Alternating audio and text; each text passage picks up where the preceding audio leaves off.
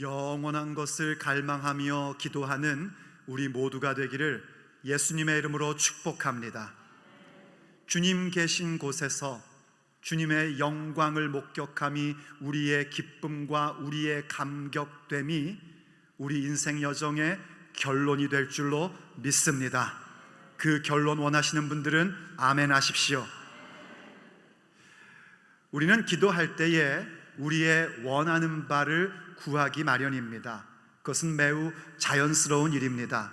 내가 원하는 바, 내가 갈망하는 바를 구하게 되어 있습니다. 물론 그렇다고 기도가 항상 내가 원하는 것만 구하는 것은 아닙니다. 우린 기도 가운데서 분명히 주신 말씀, 주신 메시지를 가지고 기도할 줄 알아야 됩니다.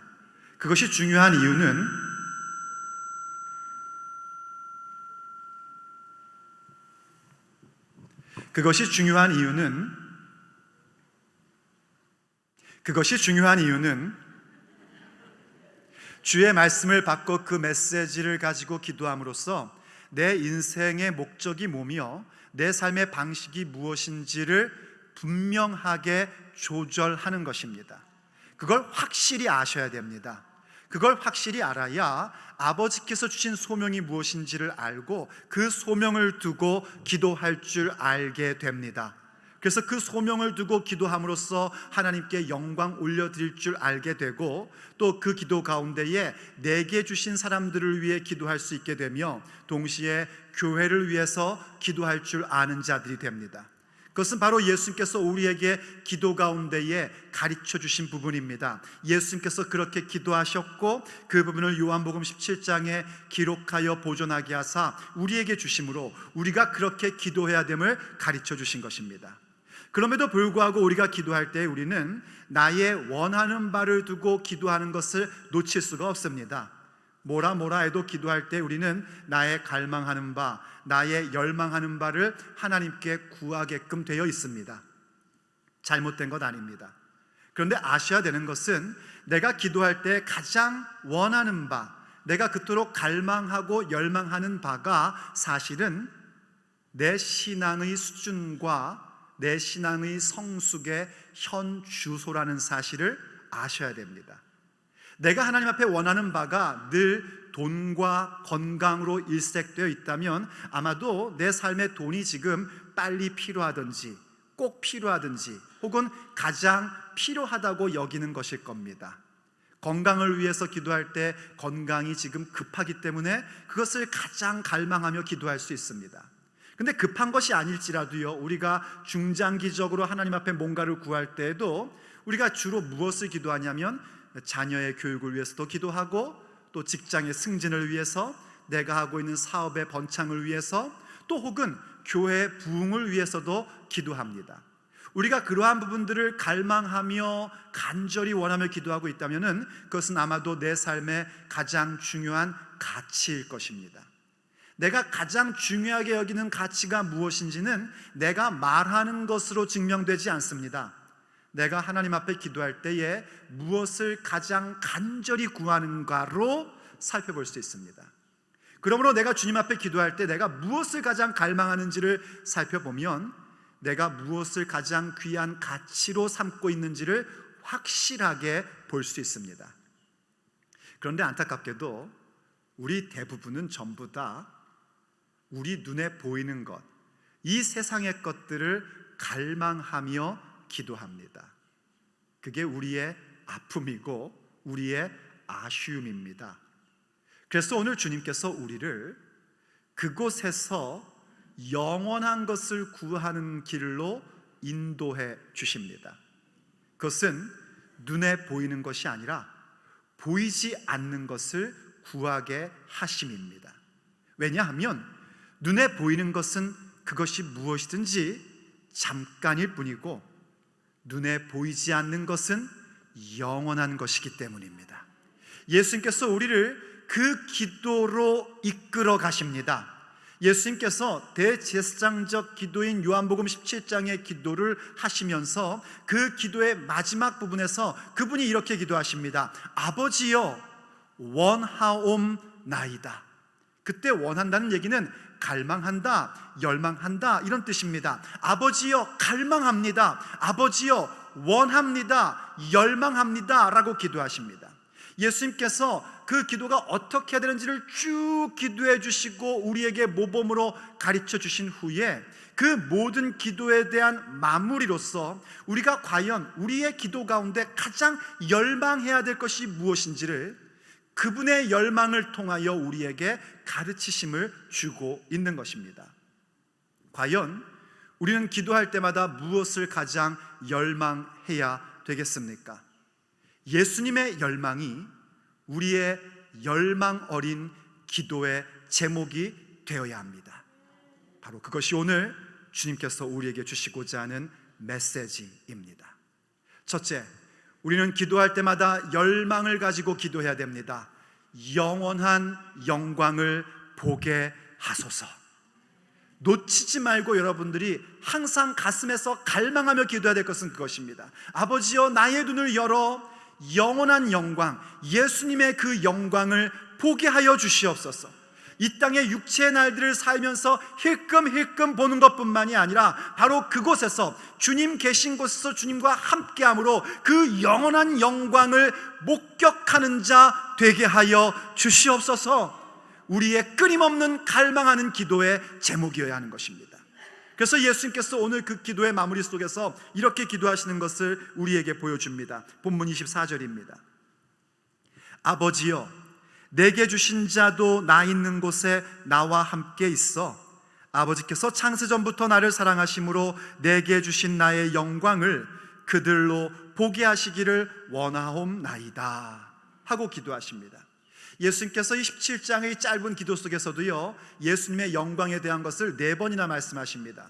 그 4번의 영광은 우리가 두 종류로 나누어 이해할 수가 있습니다. 하나는 1절과 22절에서 말씀하신 예수님의 영광입니다. 그 영광은 뭐냐면 예수님의 십자가와 부활의 영광, 아버지께서 예수님께서 하라고 주신 그 일들, 그 소명을 성취함으로 하나님을 영화롭게 하는 바로 그 영광을 얘기하는 것입니다.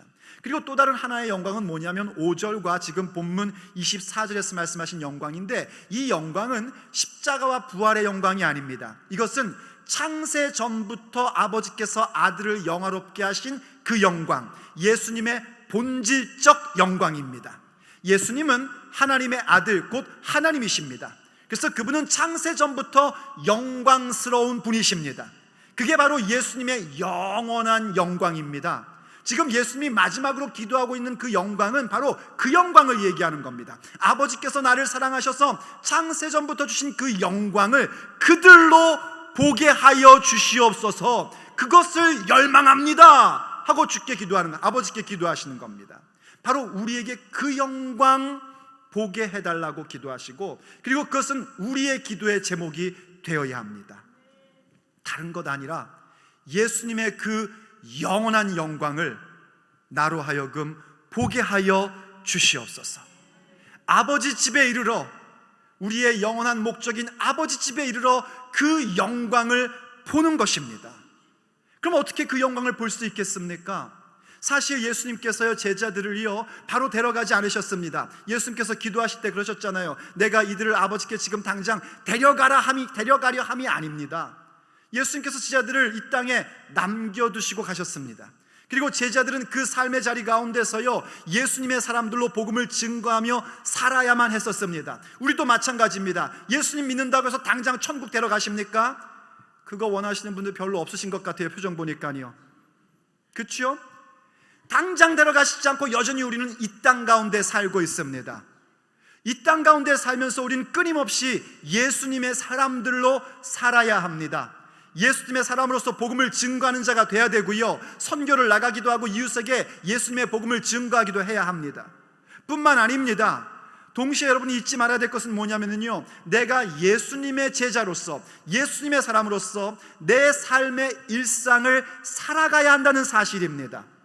내 일터에서, 가정에서, 학교에서 혹은 사업처에서 정말 예수님의 사람으로 생존하며 사셔야 됩니다. 이 세상은 만만한 세상이 아닙니다. 세상은요 어떻게 해서든지 예수님 믿는 사람들을 전부 다 무너뜨리려고 합니다. 예수님 믿는 능력이 있음에도 불구하고 그 능력을 발휘하며 살지 못하게끔 합니다. 그러한 세상 가운데서 우리는요, 예수님의 사람들로 생존하며 살아야 됩니다. 일상 사람들과 똑같이 웃고 울고 밥 먹고 잠자고 그런 모든 삶을 살고 있지만 우린 그럼에도 불구하고 예수님으로 말미암아 거룩한 사람 되었음을 나타내며 살아가야 합니다. 그게 예수님 믿는 사람으로 이 땅 가운데 생존하며 사는 것입니다. 주님은 우리에게 그렇게 살라고 이 땅 가운데 남겨두신 겁니다. 그런데 우리에게는 그 능력이 없습니다. 우리에게는요, 하나님께서 주신 그 거룩한 백성이라는 그 삶을 이루어 나갈 능력이 우리에게는 조금도 없습니다. 그 능력은 오직 위로부터만 우리에게 임하는 것입니다. 그걸 여러분들이 기억하셔야 됩니다. 위로부터만 임하는 그 능력이 우리 가운데에 임하고 발휘되려면 우리는 우리의 눈을 들어 영원한 영광을 보는 자들이 되어야 합니다. 그리고 그 영원한 영광 가운데 동참되기를 열망할 줄 알아야 됩니다. 그래서 우리는 기도할 때마다 끊임없이 갈망하며 기도해야 되는 겁니다. 아버지여, 영원한 영광을 보게 하여 주시옵소서. 우리 기도 제목에 하는 것입니다. 그래서 골로새서 3장 1절이 우리에게 이렇게 명령하는 걸 보게 됩니다. 그러므로 너희가 그리스도와 함께 다시 살리심을 받았으면, 그리스도와 함께 다시 살리심을 받았으면, 정말 예수님 믿고 구원받은 자라면, 여러분이 정말 나는 하나님의 자녀라고 고백하고 있다면, 그러면 어떻게 해야 되는가? 위의 것을 찾으라. 거기는 그리스도께서 하나님 우편에 앉아 계시느니라. 위의 것을 찾으십시오. 영원한 것을 보기를 갈망하시란 말입니다. 아니 목사님 잠깐만요.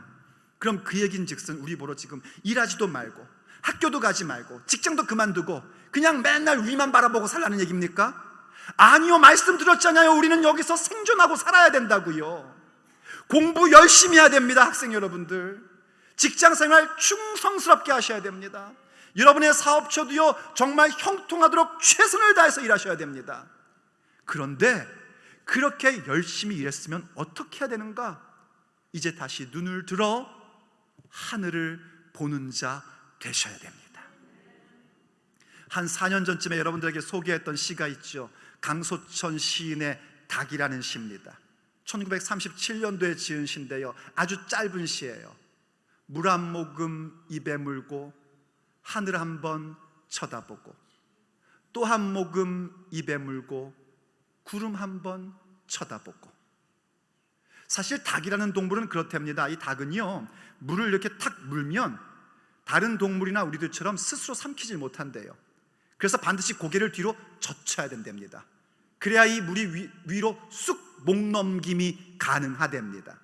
근데 그 장면을 본 시인이 바로 그 순간 포착을 하면서 그냥 목 넘김을 하려고 고개를 뒤로 젖힌 것을 어떻게 봤냐면 하늘 한번 바라보는 모습, 구름 한번 바라보는 모습으로 묘사한 겁니다. 저는 크리스찬으로서 그 모습이 바로 우리 믿는 사람들의 모습이어야 한다는 사실을 발견합니다. 여러분, 열심히 일하시란 말입니다. 열심히 공부하시란 말이에요. 열심히 그리스도인으로서 생존하며 현실 삶을 사시란 말이에요. 그럼 그렇게 열심히 사셨으면 이제 여러분들은 고개를 들고 영원한 영광을 보셔야 됩니다. 매일 날마다 고개를 들고 하늘 한번 쳐다보고 영원한 영광을 바라보며, 또 물 한 모금 입에 물었으면 또 고개를 들고 구름 한번 쳐다보며 우리 주님 오실 날을 바라보셔야 된단 말입니다. 여러분들은 아무리 이 땅 가운데서요 많은 것을 먹으려고 이리 쪼고 다니고 저리 쪼고 다니고 아무리 주워도요, 여러분들이 위를 바라보지 않으면 아무것도 여러분의 인생 가운데, 여러분의 영혼 가운데 유익될 게 없습니다. 왜냐하면 우리는 닭 같거든요. 이걸 젖혀야 넘길 수 있단 말이에요.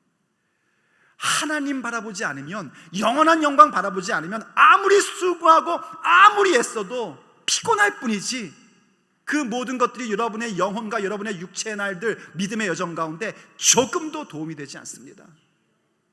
열심히 일하셨습니까? 열심히 공부했습니까? 그럼 이제 눈을 들어 영원한 영광을 바라보십시오. 그렇지 않으면 아무것도 남지 않아요. 왜냐하면 여러분들은 하나님의 자녀이기 때문입니다. 여러분은 예수님 거기 때문입니다.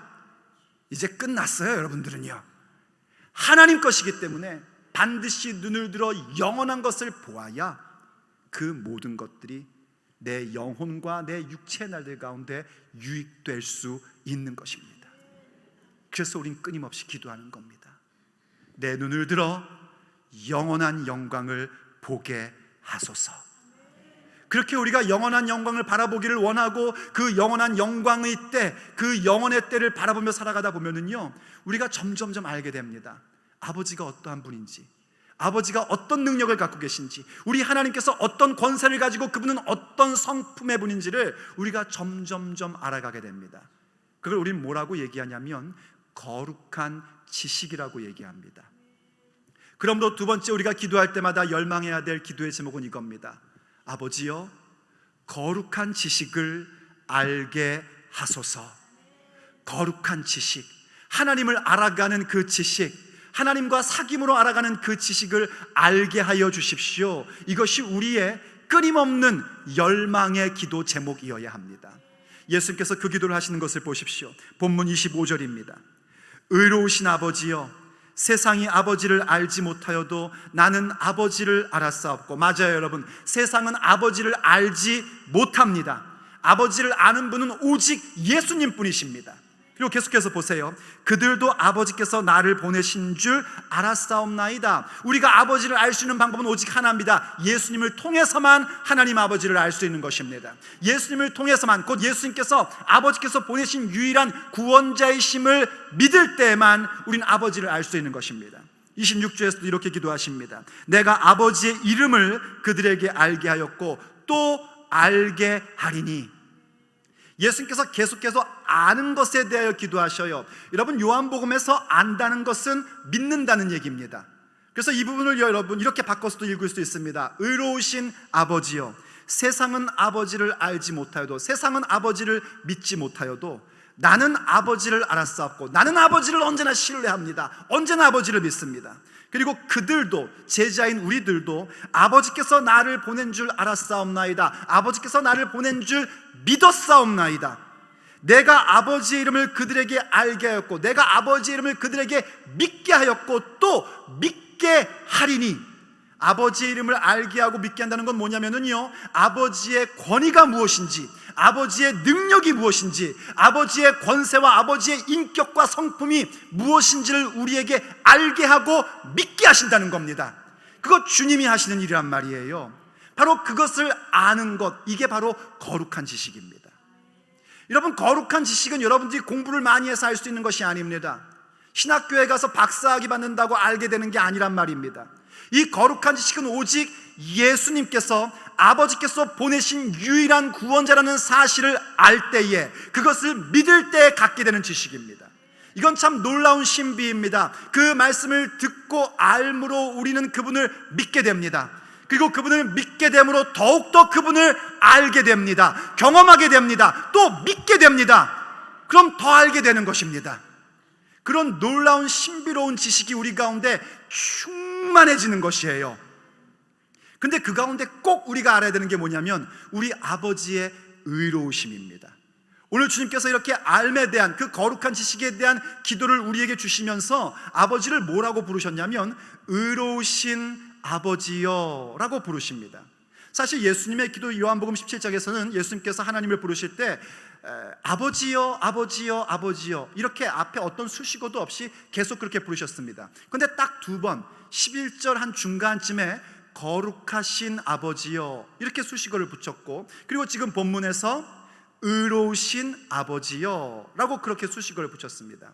아버지의 거룩하심, 아버지의 의로우심이라는 것은 그분의 성품을 얘기하는 겁니다.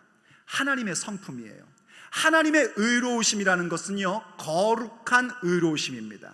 이 거룩하심과 의로우심이라는 것은 연결되어 있는 용어입니다. 그분의 의로움이라는 건 인간의 정의와는 차원이 다른 겁니다. 아무리 사람이 윤리적으로 도덕적으로 정의롭게 살았다 할지라도 하나님의 거룩하심 앞에, 하나님의 의로우심 앞에 서면 나는 죽었구나 하는 것이 그분의 의로우심, 그분의 거룩한 의로우심입니다. 어느 누구도 아버지의 거룩한 의로우심 앞에 나는 의롭다 말할 수 있는 사람은 단 한 사람도 없습니다. 그게 그분의 의로우심입니다. 근데 그 의로우심이 우리에게 어떻게 나타났는가? 사실 그 의로우심이 그냥 그분의 성품 그대로 우리에게 나타나면 우리도 다 죽을 수밖에 없는 존재입니다. 우리도 그 의로우심 앞에 벌벌벌 떨고 나여 화로다 죽게 되었구나 말할 수밖에 없는 존재들입니다. 그런데 그 의로우심이 어떻게 나타났는가? 그 아버지께서 아들을 보내심으로 나타났단 말입니다. 그건 하나님의 하나님다우심입니다. 그 얘기는 무슨 얘기냐면 아버지께서 아들을 보내주심으로 아버지를 영접하는 자는, 다시요, 예수님을 영접하는 자는 보내신 아버지를 영접하는 것이고, 예수님을 공경하지 않는 자는 보내신 이인 아버지를 공경하지 않음을 주께서 확실히 말씀해 주신 겁니다. 요한복음 4장에서 5장에서 주님께서 이렇게 말씀하신 걸 보십시오. 내가 진실로 진실로 너희에게 이르노니 내 말을 듣고 또 나 보내신 이를 믿는 자는 영생을 얻었고 심판에 이르지 아니하나니 사망에서 생명으로 옮겼느니라. 할렐루야. 누구를 믿는 자요? 나 보내신 이를 믿는 자예요. 아버지께서 아들 예수님을 보내심을 믿는 자는 이제는 심판이 아니라 사망에서 생명으로 옮겨진 것입니다. 그게 아버지의 의로우심이에요. 그래서 이것은 뭐냐면 복음이에요. 복음. 아버지께서 아들 예수님을 보내셔서 우리를 구원하셨다는 복음입니다. 그래서 로마서 1장을 보면은 복음에는 하나님의 의가 나타나서 믿음으로 믿음에 이르게 하나니 오직 의인은 믿음으로 말미암아 살리라, 이겁니다. 아버지의 아버지다우심이 어떻게 나타났는가? 의로우심으로 나타났는데 그 아들 예수 그리스도를 보내주심으로 우리가 구원받아 의로운 자 되게 하신 의로움이란 말입니다. 그래서 그분의 의로움은 어떤 의로움인가? 사랑이 있는 의로움입니다. 사랑의 의로움이에요. 그리고 그분의 사랑은 어떤 사랑인가? 의로우신 사랑입니다. 우리한테는 그거 없습니다. 우리의 의로움은 폭력적인 의로움이고요, 우리의 사랑이라는 건 누군가 인생을 망가뜨리는 사랑에 불과한 것입니다. 그러나 예수님의 사랑, 아버지의 사랑은 의로운 사랑이고 아버지의 의는 사랑의 의로움인 것입니다. 그걸 알게 된단 말이에요. 이걸 아는 것이 우리의 기도의 제목이어야 된단 말입니다. 우리의 인생의 여정을 살아가면서 이 거룩한 지식을 가져야 된단 말이에요. 아버지의 의로움이 내게 임했는데 내가 죽는 것이 아니라 오히려 사랑의 의로움으로 말미암아 아버지께서 아들 예수 그리스도를 보내주심을 믿는 것으로 말미암아 내가 영생을 얻게 되었다는 것, 그게 거룩한 지식입니다. 이 거룩한 지식은 우리로 하여금 계속하여 영원한 영광을 바라보게끔 만들어주고 영원한 영광을 바라보기에 또한 우리는 아버지의 의로우심을 내 삶 가운데 경험함으로 그분의 이름의 권세를 알게끔 되는 것입니다. 이 거룩한 지식을 알게 하여 주시옵소서. 우리가 기도할 때마다 끊임없이 열망하며 가져야 될 제목인 것입니다. 그럴 때 우리는 어느새 알게 됩니다. 우리의 눈이 열려 영원한 영광을 바라보고 주님께서 계신 곳에 나도 함께하여 그 영원한 영광 가운데 동참되기를 원하고, 그러다 보니 아버지의 그 의로우심을 내 삶의 가운데서 경험하게 되어 거룩한 지식을 갖게 되고 이 거룩한 지식으로 말미암아 또다시 하나님의 영광, 영원한 영광을 보기를 갈망하게 되고, 이러한 모습으로 살다 보면 어느새 우리는 알게 됩니다. 우리가 아버지의 사랑 가운데 있음을, 그분의 사랑이 우리 안에 있음을 확실히 알게 됩니다. 그래서 마지막으로 우리가 기도 가운데 열망하는 것은 그것입니다. 아버지의 사랑이 내 삶에, 우리 가운데 있게 하소서. 멈추지 말고 기도해야 될 기도의 제목입니다. 의로우신 아버지께서 예수님 믿게 해주시고 그럴 말미암아 영원한 영광을 보게 하실 때 우린 사랑 가운데 있음을, 아버지의 사랑이 우리 가운데 있음을 알게 되고, 그리고 또 성숙하다 보면 무엇을 깨닫게 되냐면 그 사랑이 사실은 우리를 사랑하신 사랑이 아니었고 예수님을 사랑하신 사랑이었음을 알게 됩니다. 역시 1부도 그렇고 2부도 그렇고 이 얘기할 때는 아멘이 적더니 3부도 변함이 없으시군요. 예수님 사랑한다니까 기분이 언짢으십니까? 날 사랑하셔야 되는데. 그렇지 않습니다. 아버지가 아들을 사랑하심이 얼마나 놀라운 일인지 우리는 보게 될 것입니다. 그래서 예수님이 예수님의 그 긴 17장의 기도의 마지막 부분에서 어떻게 기도하시는지를 우리는 보게 됩니다. 26절을 보십시오.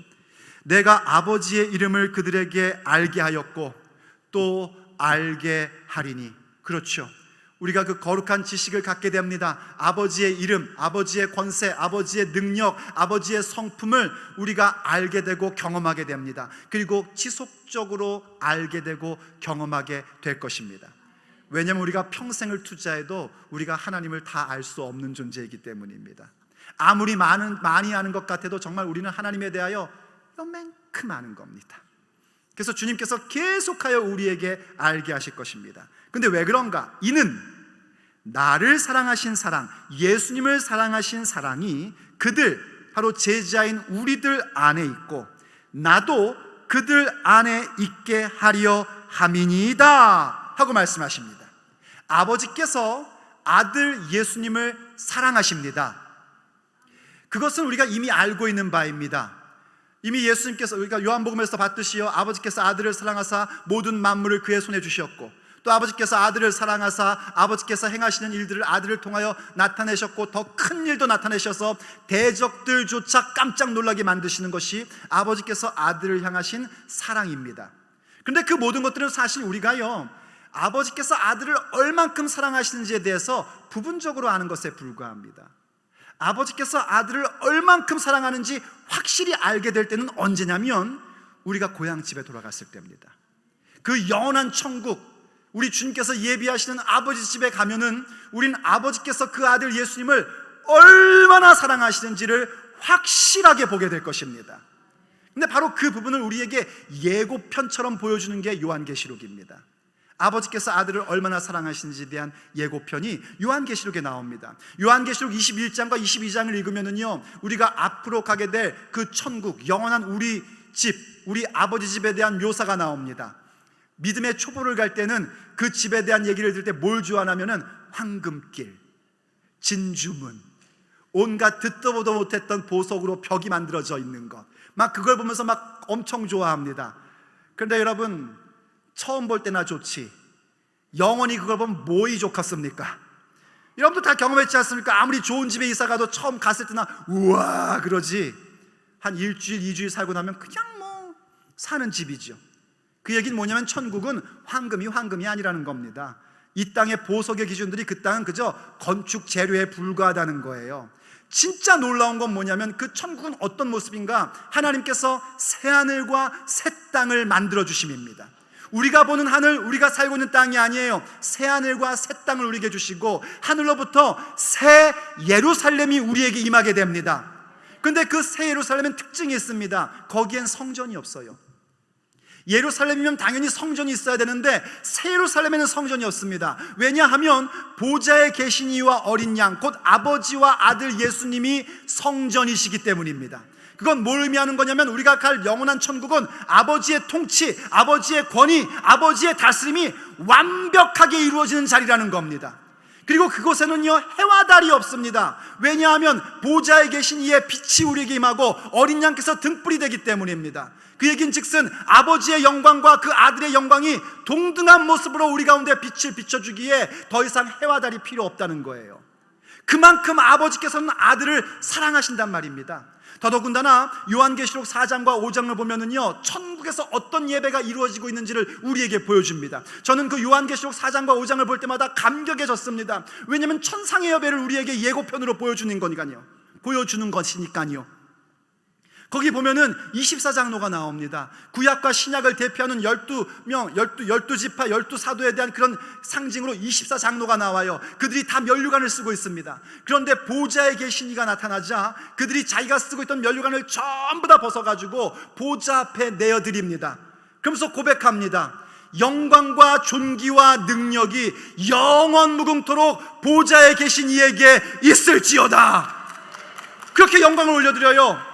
그런데 여러분 보십시오. 바로 그 다음 챕터인 5장이 넘어가면은요, 어린 양이 등장을 합니다. 그런데 어떤 일이 벌어지는 줄 아십니까? 그 어린 양께요, 천국에 있는 천사들과 생물들과 그 24장로들까지 그 어린 양 앞에 와서 이렇게 얘기합니다. 능력과 부와 지혜와 힘과 존귀와 영광과 찬양이 어린 양께 세세 무궁토록 있을지어다. 지금 이 얘기가 무슨 얘기인 줄 아세요, 여러분?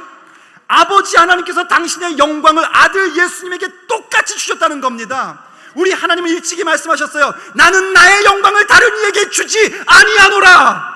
아무도 내 영광을 빼앗아갈 수 없다 하셨습니다. 그런데 그 영광을 어린 양 예수, 우리 주 예수 그리스도에게 그대로 주셨단 말입니다.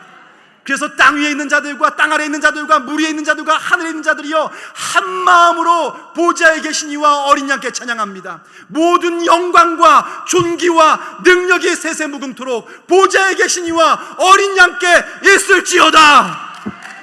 이 지상에서 올려드리는 예배 가운데요 하늘에 있던 내 생물이 듣고 대답합니다. 아멘. 오늘 우리가 드리는 예배가 그렇게 천국과 이어져 있는 예배란 말입니다. 자, 얘기하고 싶은 게 뭐냐면요, 아버지께서 그 영광을 아들에게 이만큼 주시기까지 사랑하신단 말입니다. 아버지께서 아들을 그토록 사랑하신단 말이에요. 근데 왜 이게 우리에게 영원한 기쁨이 되고 천국 가서 영원한 감격이 될까요? 아니, 아버지께서 아들 사랑하시는데 왜 우리가 그걸 보면서 그 영광을 확실히 보면서 막 감격스러워하고 막 기뻐하는 이유가 뭘까요? 그건 이것 때문입니다. 아버지께서 그 아들을 그토록 사랑하셨는데 우리를 살리시고자 그 아들을 십자가에 내어 주셨다는 겁니다. 그게 바로 예수님의 사랑이, 예수님을 사랑하신 아버지의 사랑이 우리 안에 거하게 된 것입니다. 그래서 우리가 고백하는 대로요, 하나님이 세상을 이처럼 사랑하사, 하나님이 우리를 이처럼 사랑하사, 하나님이 나를 이처럼 사랑하사 독생자를 주셨으니 이는 저를 믿는 자마다 멸망하지 않고 영생을 얻게 하려 하심이라.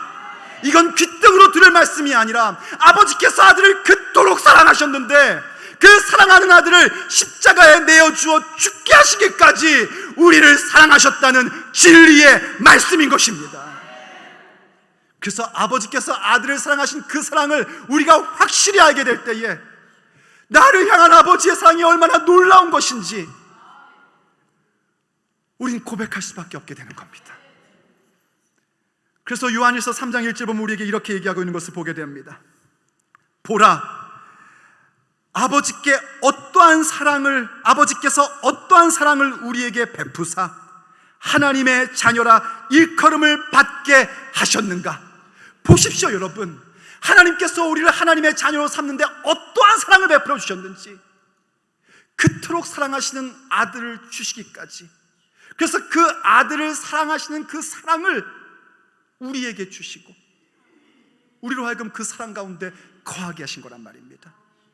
우리가 그러하도다. 그러므로 세상이 우리를 알지 못하면 그를 알지 못함이라. 맞아요, 여러분. 세상은 우리가 어떤 존재인지를 알지 못합니다. 세상이 우리가 하나님의 자녀라는 그것, 하나님의 자녀된 권세를 갖고 있다는 걸 안다면 그렇게 까불지 못합니다. 근데 세상은 우리가 어떤 존재인지를 알지 못해요. 그러나 우리는 압니다.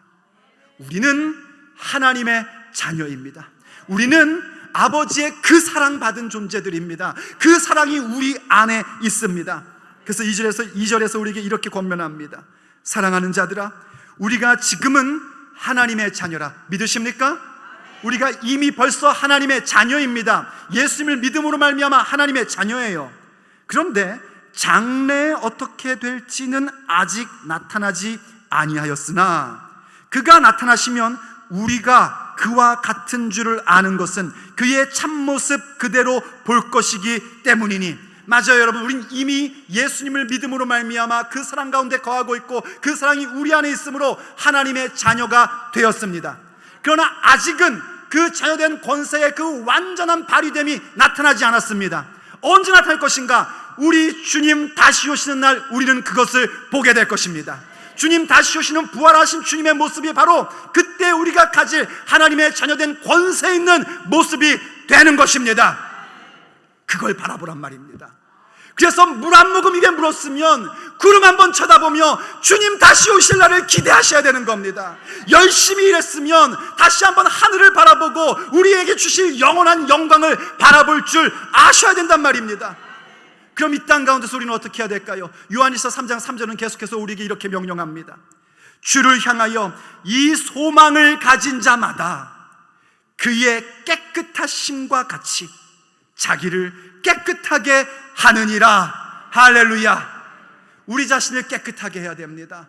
우리에게는 깨끗하게 할 능력이 없어요. 그런데 주님께서 우리에게 우리의 눈을 여사 영원한 영광을 보게 하시고, 그 영원한 영광을 사모하니 우리에게 거룩한 지식을 알게 하시며, 그 거룩한 지식을 알 때마다 아버지의 사랑이 우리 안에 있음을 깨닫게 하시니 우린 다시 용기를 내어서 주께서 원하시는 거룩한 그리스도인으로 깨끗한 삶으로 나아가게 되는 것입니다. 그때 우리는 알게 됩니다. 내 삶에 가장 열망했던 바가 무엇이어야 했는지, 그리고 주님의 열망이 나의 갈망이 되어서 아버지의 사랑이 내 삶 가운데에 어떻게 역사하고 있는지를 보게 될 것입니다. 사랑하는 성도 여러분, 예수님의 열망이 우리의 갈망이어야 합니다. 기도합시다. 아버지 하나님, 오늘 주님의 말씀을 통하여 우리에게 깨닫게 해주시고 우리가 무엇을 기도해야 될지 알게 하시니 감사드립니다. 과연 아버지, 우리는 아버지의 사랑받은 아버지의 자녀들입니다. 어떻게 하다가 이렇게 예수님을 믿고 구원받은 자 되어 이 땅 가운데 살고 있으나 영원의 때를 바라보게 하셨습니까? 우리로 하여금 어쩌면 그렇게 영원한 영광을 보게 하시고 그 가운데 거하게 하셨습니까? 아버지를 더 알기 원합니다. 우리에게 거룩한 지식을 주사 영원한 영광을 보게 하여 주시옵소서. 그래서 그때마다 우리가 얼마나 사랑받고 있는 존재인지를, 아버지께서 아들을 사랑하신 그 사랑이 우리 가운데 있음을 깨달아 알게 하여 주시옵소서. 그래서 평생의 믿음의 여정을 걸어가며 예수님께서 열망하셨던 그 기도의 제목이 우리의 기도 제목 되고 우리의 갈망하는 바가 될 수 있도록 아버지, 이 시간 우리 가운데 일하여 주시옵소서. 우리 주 예수 그리스도의 이름으로 간절히 기도 올립니다. 아멘.